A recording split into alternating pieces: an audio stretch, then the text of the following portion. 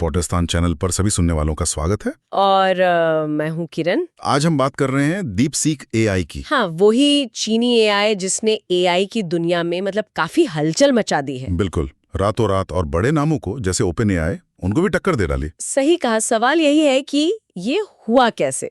एक नया सा स्टार्टअप, हाँ और वो भी कथित तौर पर कम लागत, कम पावरफुल चिप्स के साथ। हाँ, यही समझना है। क्या ये सच में कोई क्रांति है AI में, या फिर कुछ जोखिम भी हैं जिन पर ध्यान देना चाहिए? चलिए इसी पर थोड़ी गहराई से बात करते हैं। ठीक है। तो सबसे पहले ये DeepSeek AI ये है क्या असल में? कहाँ से आई ये कंपनी? देखिए, ये एक चीनी एआई कंपनी है। नाम है हांगजू DeepSeek artificial intelligence basic technology research को लिमिटेड। खैर, डीपसीक एआई ही कहते हैं सब। अच्छा। जुलाई 2030 में शुरू हुई थी। हाँ। लियांग वेनफिंग ने इसे स्थापित किया। लियांग वेनफिंग, ये नाम सुना हुआ लगता है। हाँ, वो हाई फ्लायर नाम के एक बड़े हेज फंड के सीईओ भी हैं। और मजे की बात, उसी फंड ने डीपसीक की शुरुआती फंडिंग भी की। ओह अच्छा, तो फाइनेंस का कनेक्शन है। और ये कंपनी करती क्या है, मतलब क्या बनाती है? ये कई तरह के एआई मॉडल्स बनाते हैं, जैसे कोड लिखने के लिए कोडर है, भाषा समझने वाले एलएलएम हैं, और एक V23 भी है। और अभी जो सबसे ज्यादा चर्चा में है वो है इनका R1 मॉडल। R1 वो किस लिए है?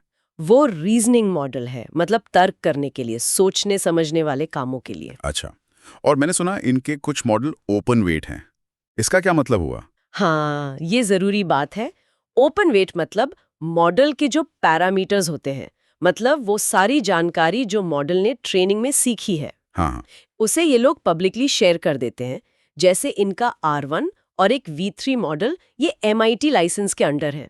तो कोई भी इस्तेमाल कर सकता है? जी हाँ, डेवलपर्स इसे आसानी से यूज कर सकते हैं, अपने हिसाब से बदल भी सकते हैं। अच्छा, तभी इसे AI का स्पुतनिक मूवमेंट कहा जा रहा है। मतलब इतनी बड़ी बात क्यों बन गई है अचानक? बिल्कुल, दो मुख्य वजह हैं, परफॉर्मेंस और लागत। परफॉर्मेंस कैसी?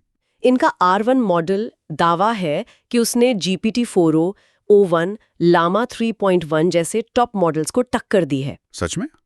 किन कामों में? तर्क करने में, गणित के सवालों में, कोडिंग में, इन सब बेंचमार्क्स पर। और कुछ समय के लिए तो ये अमेरिका में सबसे ज्यादा डाउनलोड होने वाला फ्री ऐप भी बन गया था। अरे वाह! और लागत वाली बात क्या है? वो सबसे ज्यादा चौंकाने वाली बात है। इनका दावा है कि V3 मॉडल को ट्रेन करने में सिर्फ $6 मिलियन लगे। $6 मिलियन, जबकि GPT-4 पर तो कहते हैं $100 मिलियन से ज्यादा लगे थे। एग्जैक्टली, यही तो सब हैरान हैं। और वो भी तब जब इनके पास export restricted Nvidia H800 chips ही थे, जो टॉप एंड नहीं माने जाते। करीब 50,000 चिप्स। तो ये किया कैसे उन्होंने? कोई जादू? जादू नहीं, तकनीक। इन्होंने कुछ स्मार्ट तरीके अपनाए, जैसे मिक्सचर ऑफ एक्सपर्ट्स यानी MOE। मोए? वो क्या होता है? मतलब मॉडल के अलग अलग हिस्सों को अलग अलग कामों का एक्सपर्ट बना देना। इससे पूरा मॉडल एक साथ एक्टिव नहीं रखना पड़ता। अच्छा, एफिशिएंसी बढ़ गई। हाँ, और दूसरा मल्टी हेड लेटेंट अटेंशन यानी MLA। ये मेमोरी बचाने में मदद करता है। इन तकनीकों से कंप्यूटिंग पावर और मेमोरी दोनों की जरूरत कम हो गई। तो ये सिर्फ पैसे बचाने की बात नहीं है। नहीं, बिल्कुल नहीं। ये दिखाता है कि शायद अब बहुत पावरफुल एआई बनाने के लिए बहुत ज्यादा रिसोर्स की जरूरत ना पड़े। इससे कंपटीशन बढ़ेगा। तभी एनवीडिया की स्टॉक में भी गिरावट आई थी। हाँ, $600 बिलियन का नुकसान हुआ था मार्केट कैप में। और पूरी एआई इंडस्ट्री में कीमतें कम करने का दबाव बन गया है। समझ गया। तो ये तकनीकें मोए और MLA, इनके अलावा और क्या खास है, और इस्तेमाल कहाँ हो रहा है इनका? आर्किटेक्चर में ये तो है ही, साथ में 128 के टोकन्स की बड़ी कॉन्टेक्स्ट विंडो भी है। मतलब काफी ज्यादा टेक्स्ट एक साथ समझ सकते हैं। अच्छा। ट्रेनिंग बहुत बड़े डेटा सेट पे हुई है, खरबों टोकन्स कहते हैं। ऑटोमेटेड RL और थोड़ा RLHF यानी इंसानी फीडबैक भी यूज किया है। और इस्तेमाल कहाँ कहाँ दिख रहा है ये? कोड लिखने के लिए कोडर V2 है, मल्टी मॉडल यानी इमेज वगैरह समझने के लिए VL मॉडल है, आम बातचीत या मुश्किल सवालों के जवाब के लिए V3 और R1। अच्छा, चैटबॉट जैसे। हाँ, और इसके अलावा भी जैसे मेडिकल इमेजिंग में, टीवी फ्रिज जैसे कंज्यूमर इलेक्ट्रॉनिक्स में हायर, हिसेंस जैसी कंपनियां यूज कर रही हैं, और गाड़ियों के एडा सिस्टम में भी BYD जैसी कंपनी। काफी फैला हुआ है। मतलब सुनने में तो ये सब बहुत ही अच्छा लग रहा है, लेकिन क्या कोई दूसरा पहलू भी है? कोई चिंता, कोई जोखिम? हाँ बिल्कुल है, और वो काफी सीरियस चिंताएं हैं। सबसे बड़ी है डेटा प्राइवेसी। प्राइवेसी कैसे? देखिए, कंपनी चीन में है तो यूजर्स का डेटा चीन भेजा जाता है, ओ, और इनकी जो टर्म्स ऑफ सर्विस है वो भी चिंताजनक है। बहुत सारा डेटा लेते हैं, आप ऐप कैसे यूज कर रहे हैं, क्या पूछ रहे हैं, आपकी डिवाइस इन्फो, सब। और डर ये है कि सरकार... हाँ, डर यही है कि इस डेटा तक चीनी सरकार की पहुंच हो सकती है। चीनी थ्रेट एक्टर्स का जिक्र आता है रिपोर्ट्स में। ये तो गंभीर बात है। और सुरक्षा, सिक्योरिटी के लिहाज से कैसा है? उस पर भी सवाल है। लॉन्च के वक्त ही एक साइबर अटैक में डेटा लीक की खबरें आई थीं। क्या? हाँ, शुरू में ही? हाँ, और कुछ रिपोर्ट्स ये भी कहती हैं कि ये जेल ब्रेकिंग के लिए वल्नरेबल है। मतलब लोग इसके सेफ्टी फीचर्स को आसानी से बाईपास कर सकते हैं। अच्छा नहीं है ये तो। बिल्कुल नहीं। और डेटा ट्रांसमिशन भी अनएन्क्रिप्टेड होने की बात है। और एक और बात, सेंसरशिप का क्या?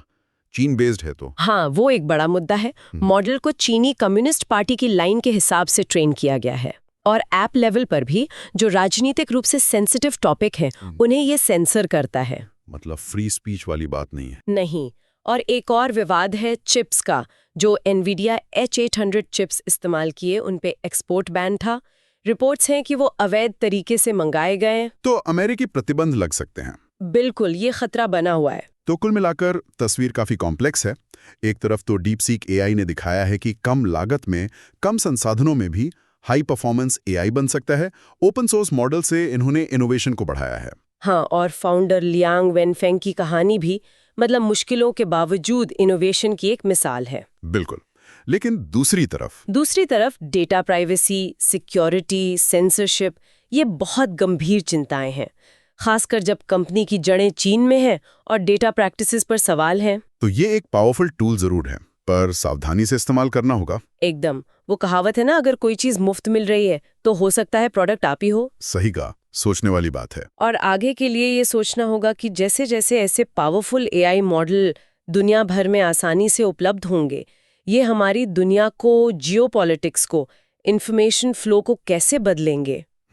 और हमारी क्या जिम्मेदारी बनती है ऐसी टेक्नोलॉजी को अपनाते हुए जिनकी कुछ छिपी हुई लागतें हो सकती हैं। ये जरूर सोचने वाले सवाल हैं। खैर, आज की चर्चा को यहीं रोकते हैं। अगर सुनने वालों को ये बातचीत अच्छी लगी हो तो पॉडिस्तान यूट्यूब चैनल को सब्सक्राइब करना ना भूलें। और अपने विचार नीचे कमेंट्स में जरूर बताएं। हाँ, और ये भी बताएं कि आप भविष्य में किन और टॉपिक्स पर ऐसी गहरी बातचीत सुनना चाहेंगे। जुड़ने के लिए धन्यवाद।